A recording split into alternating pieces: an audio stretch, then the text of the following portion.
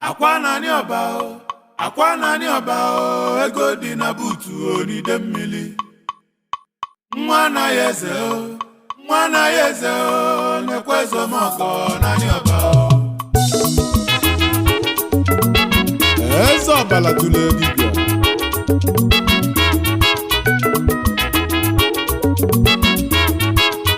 Igbo bụ kalịla akalị.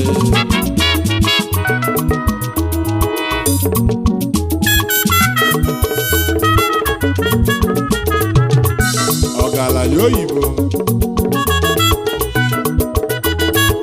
ọyọlị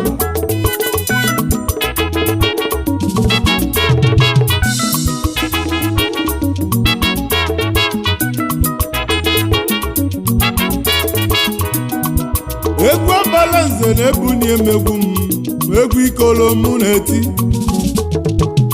egwu na-etili ndị mmiri na aja n'iyo ennabenyi yili nwa ya ụwa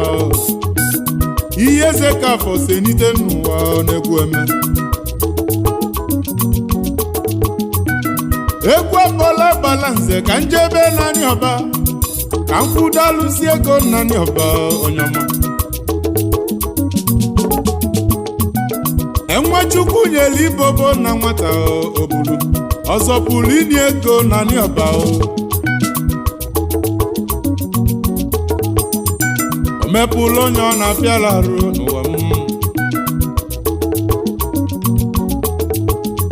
o meli nwa mgbenye ọbụla ọgaranya dukwa ese ka ịmalụ ezi oyi kedu onye na-ekwu maka ihe a na-enu ụwa m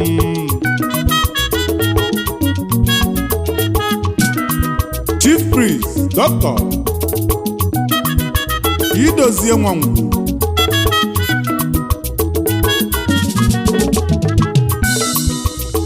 akwa ọkụkọ Tiwari akị nke izizi na anyị ọba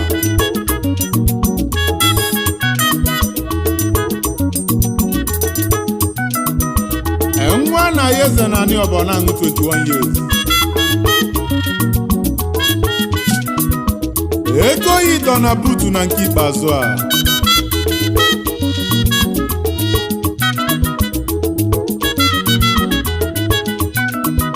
ọzọ pụrụ inye ego n'ide mmiri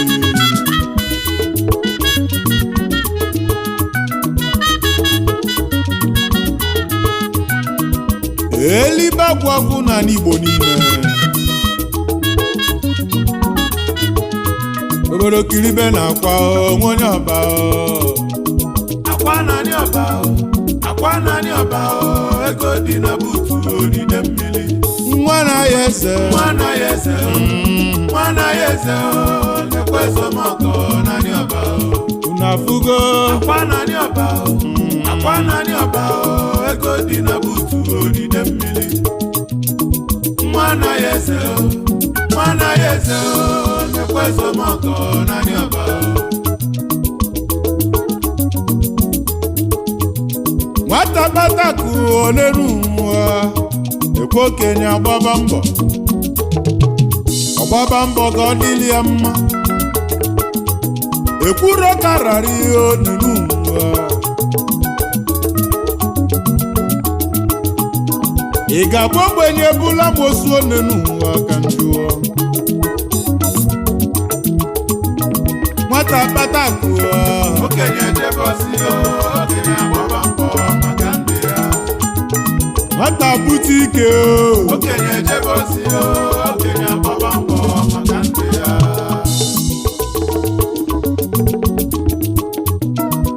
ife onye ka ihe onenu ụwa ịkpọle ya aka mbọsị oge ị ga-elu anyị akụọlụ ya aka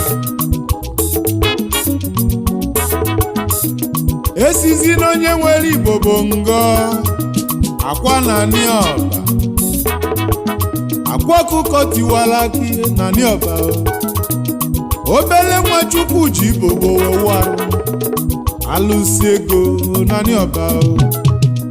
engi na onye na-azọzi onenu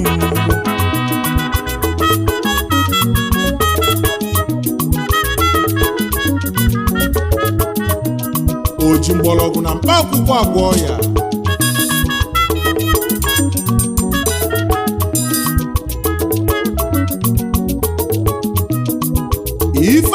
kali ndị ọgbọ ya n'enu werika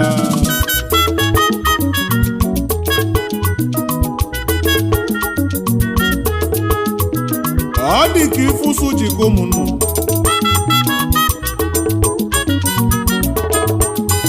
maka na ụsụbe ọkpọdụ isi na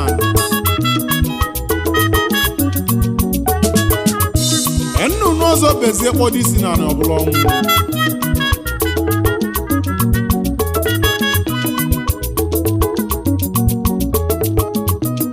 akwa nwere ọgwụ nwe ego ọmali mma nwoke onenu wee nwezie duis ọkwa ịnụle ya ego oyibo na-ejeli ya ozi ego dị na buutu o na nịọba ịmụ ife ji bụrụ ego na buutu ọkwa ka ife dịrị ụmụ ogbenye mfe o ji moto mma ọgọ nenu ọnyama ndị lụ ọrụ nọ na nịọba erika nne ndị bunyelu meshin na fa abala ụba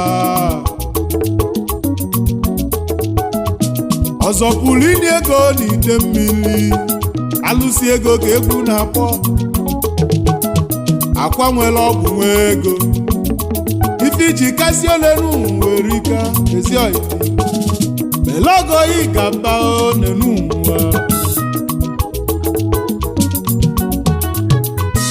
when you power pass power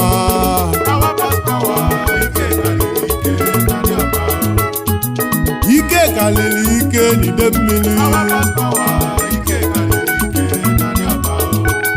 alụsị nwere Igbo bụ nnọọ akwa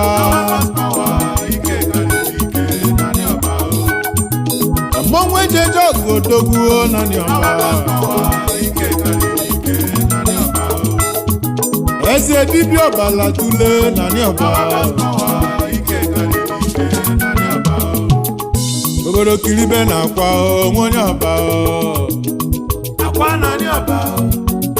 nịọba ego dị na buutu odide mmiri nwa na ya eze lekwa ezomọkọ na nịọba na fugo akwa na nịọba ego dị na buutu odide mmiri nwa na ya eze lekwa ezomọkọ na nịọba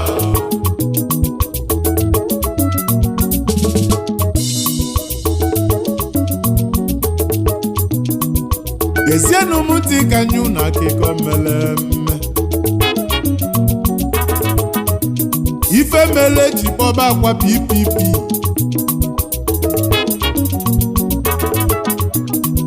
ụbọchị akpọlile olili mmụọ na nịọba nwanne m obodo niile zuru ezu na nịọba ma ndị mmụọ ma ndị mmadụ akwa wee kpụta ebili dọba n'elu tebụl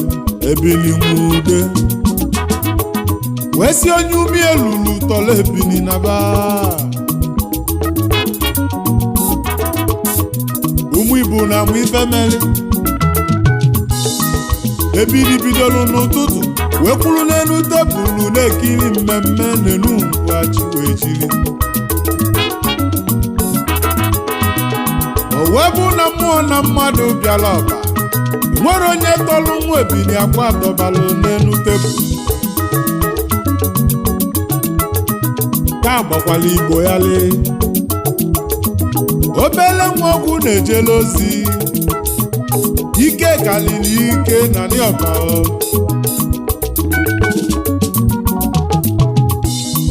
Chukwu eke ego ọlụọ n'enu ụwa ka ịmale nke o nyela Agbalanze bụ ekwu mifugakwa na nịọba ọgwụ koji kalisi ya ọgwụ ịnụle ya wee dị power pass power ike kalili ike na nịọba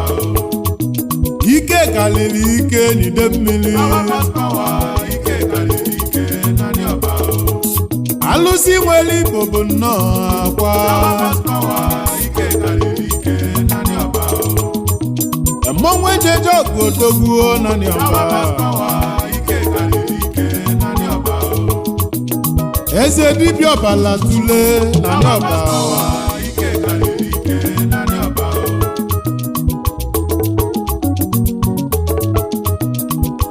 behind every successful man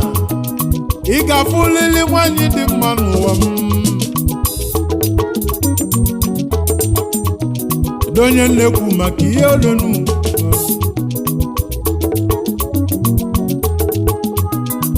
Mrs. Mmasinachi Nwangwu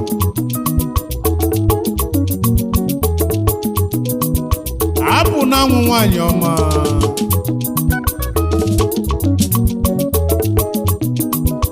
Ada Maguze jide ebube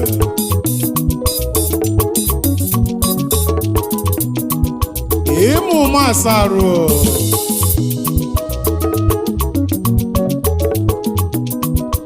akwasị m keneyi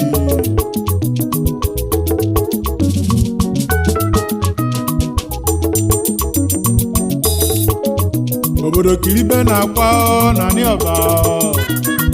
akwa na ndị ọba akwa na ndị ọba ego dị na butu odide mmiri nwa anaghị eze nwa anaghị eze nwa anaghị eze ekwe ezomọgọ na ndị ọba ezomọgọ akwa na ndị ọba akwa na ndị ọba ego dị na butu odide mmiri Igbo bụ kalịla kalị nwa anaghị eze nwa anaghị eze ekwe ezomọgọ na ndị ọba elogo yi gaba akwa na ndị ọba akwa na ndị ọba ego akwa dị na butu odide mmiri power pass power nwa anaghị eze nwa anaghị eze Agbalanze Onyeka Okeke